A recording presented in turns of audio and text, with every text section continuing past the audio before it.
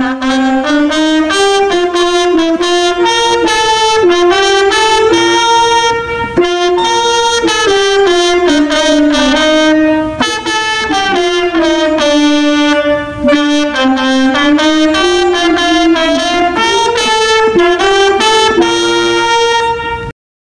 morning, Elliots Crusaders. I'm Megan McKenzie.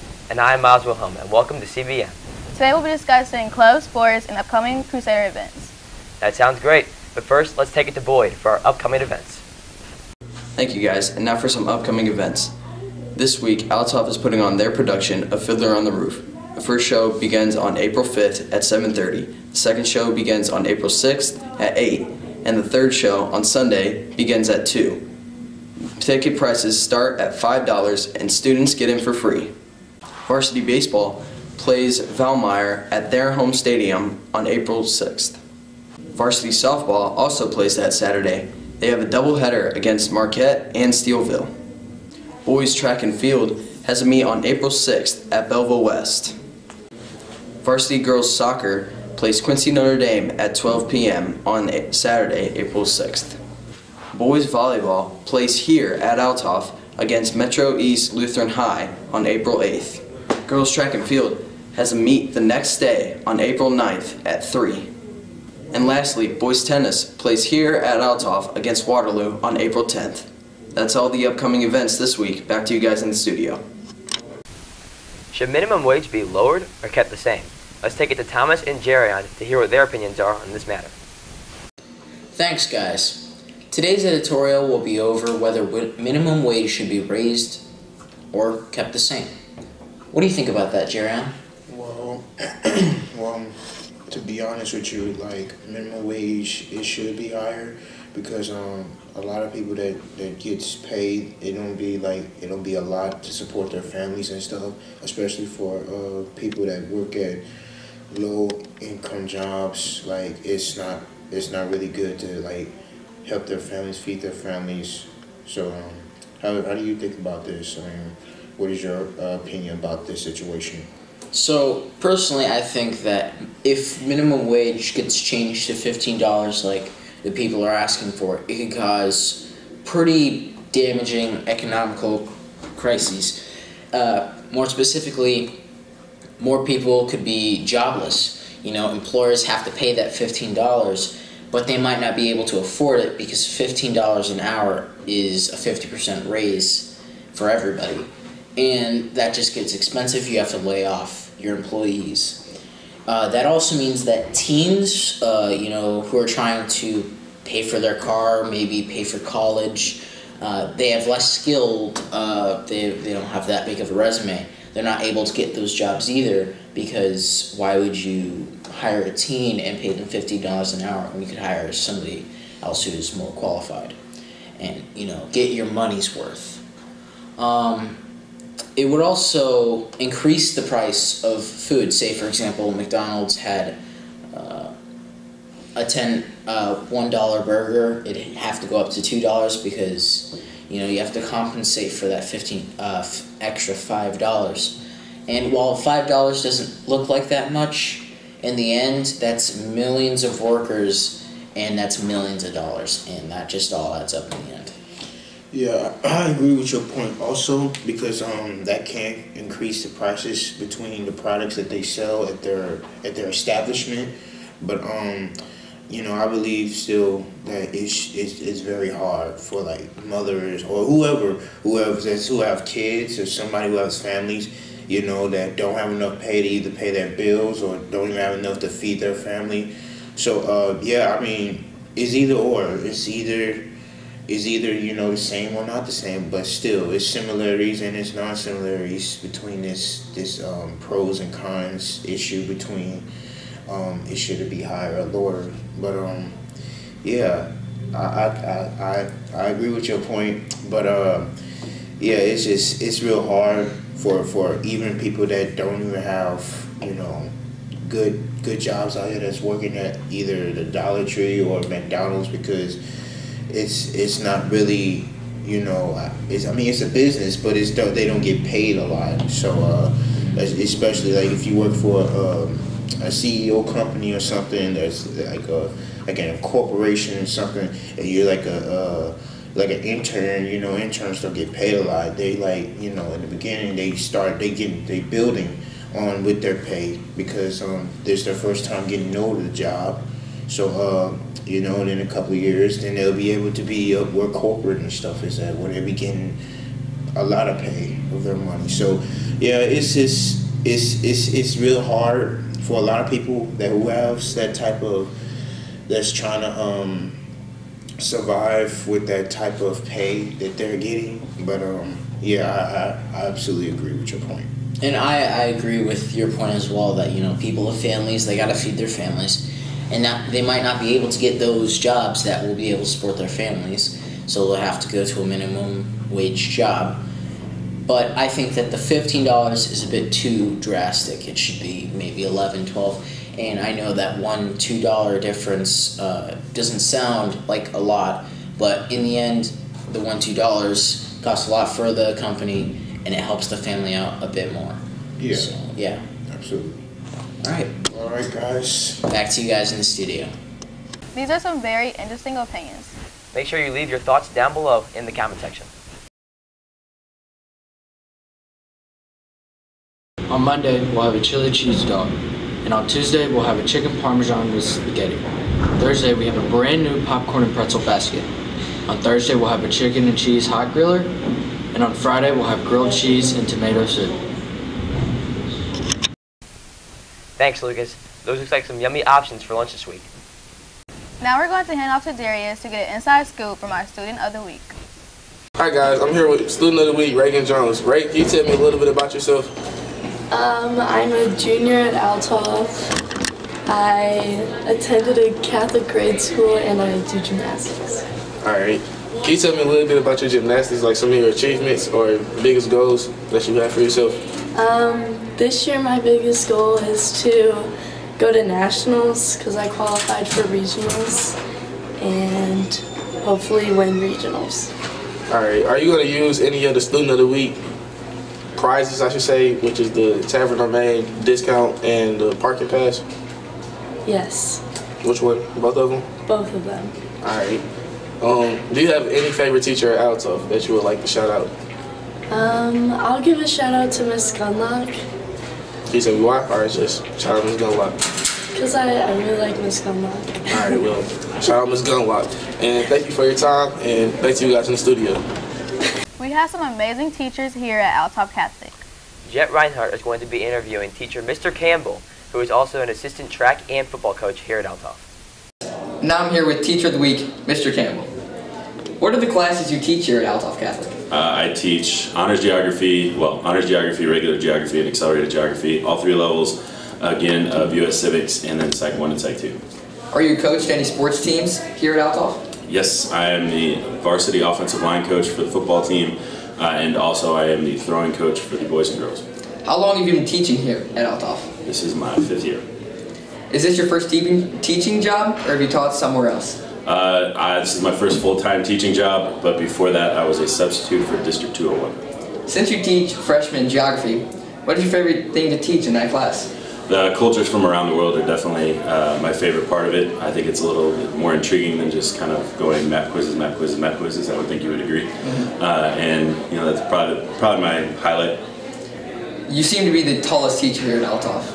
How tall are you really? I am 6'7", and as far as I know, I am most definitely the tallest teacher at Althoff. What is your favorite thing at Althoff that you don't see at any other schools? Our Catholic-based, being able to incorporate that into the curriculum is definitely something that you don't get to see at public schools. Went to a public school, so it's a little bit more separation of church and state kind of thing. It's a little bit more of a guarded topic at public schools. Is there anything that you would change about Althoff? My chairs. My chairs seem to pinch my students on a regular basis because they may or may not be too vigorous in sitting down in them. And now for some rapid fire questions. Which one do you like more, Chick-fil-A or Cane's? Raising Cane's. Did you make a March Madness bracket? I did. How is it doing? Horribly. Because my wife is a UNC fan and I don't watch a lot of college basketball, I chose them and they disappointed me. And finally, which one's better, Marvel or DC? Marvel is by far better, and people might not expect this about me, but I am a monstrous comic book fan, and when it comes down to it in a comic book, you're looking for a fight, and Marvel would definitely win. I'm open to debate though, if anybody would like to go that route. And that's this week's Teacher of the Week. Back to you guys in the studio. Thanks, Jet. Many sports and activities are currently going on here at Althoff. Now we'll hand off to Tyler to hear more information about it. All right, thanks guys. I'm here with Kara Humrich, senior here at Althoff Catholic. What are all the sports you play? This year I was on girls golf team, girls cross country team, girls bowling team, girls swim team, and girls soccer team. Okay, so obviously that's a lot of sports. What's your main sport? My main sport is girls soccer. Okay. And did you do all those sports all 4 years, or did you kind of transition? I did cross country and soccer all 4 years, and then from there I just kind of added a sport every year. So I did swimming for 3, starting sophomore year, bowling for 2, starting junior year, and then I joined golf this year. And was joining a team, even not being there your freshman year, pretty easy getting comfortable with the team? Oh yeah, the teams are very small and they're close-knit, and it was just a way of making more friends, broadening my knowledge of the student base, and the teams were always more than happy to have you and would invite you to at least come out and practice with them, even if you weren't sure if you wanted to be on the team yet or not. And even with all the sports you play, is there a certain sport in particular that you have decided to play in the future? Yes, I've recently signed at Quincy for soccer, so I'm going to be going on to play soccer there. Would you say playing here at Althoff kind of helped build and made the transition into college soccer more comfortable and not as stressful? Yeah, definitely. So I was a starter here since freshman year, and it's very different from going from select, which I've played since I was 6, to playing here.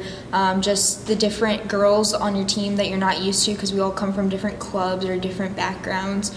The different coaching style, and even like the game itself, like the speed of play, the way you play, it's more of a team unit than an individual unit, and I think that will definitely help me going into college. And has playing sports here, taken your mind away from the school sometimes when it gets stressful, and just let you go out and have fun, and not necessarily have the stress of all the schoolwork? Definitely. I think that's why I like to play so many sports, is just because the team's great and it's fun, so then it just kind of helps me take away from like all of my schoolwork and just responsibility of school while still doing something with my friends and with those in the school. All right, thank you. All right, that's this week's interview. Back to you guys. Thank you, Tyler. Next, we'll be sending it off to Jocelyn and Mary, who will be talking about St. Vincent de Paul. Thanks guys, Jocelyn and I are here with St. Vincent de Paul officers, and we're going to ask them a little bit about their club. So, first of all, what are all of your names and your grade? My name is Ethan Warner, I'm a junior. So. I'm Olivia Underwood and I'm a junior. I'm Laza Butler and I'm also a junior. I'm Jenna Boyven and I'm also a junior. I'm Dominic Boats and I'm also a junior. We're all juniors. And then, how long have you been involved with St. Vincent de Paul? Since grade school, so for me. 2 years, so I started my sophomore year. I was also in it in grade school and then joined in freshman year at Althoff. I was also in it in grade school and also joined freshman year at Althoff. I've just been doing it since freshman year. That turned up. And then, okay, you can cut it. So Ethan, what is St. Vincent de Paul? St. Vincent de Paul is really just like a community we have at school that really just helps the surrounding community in Belleville. That's awesome. Yeah, and honestly, it's kind of easier than most clubs just because everyone who participates is so excited about it. So everyone has that enthusiasm, so it just goes by smoothly. Awesome. What do you guys do at St. Vincent de Paul? Like I said, we really just help the surrounding community. So we have soup bus twice a month, which we just go out and serve food to the underprivileged people in the area. And we also hold drives whenever there's a cause that needs money. during like winter time for like the homeless and stuff, and now we're doing a drive just to help out the St. Vincent de Paul like community and just like pay for more stuff to help the community. So yeah. And what is the project going on currently?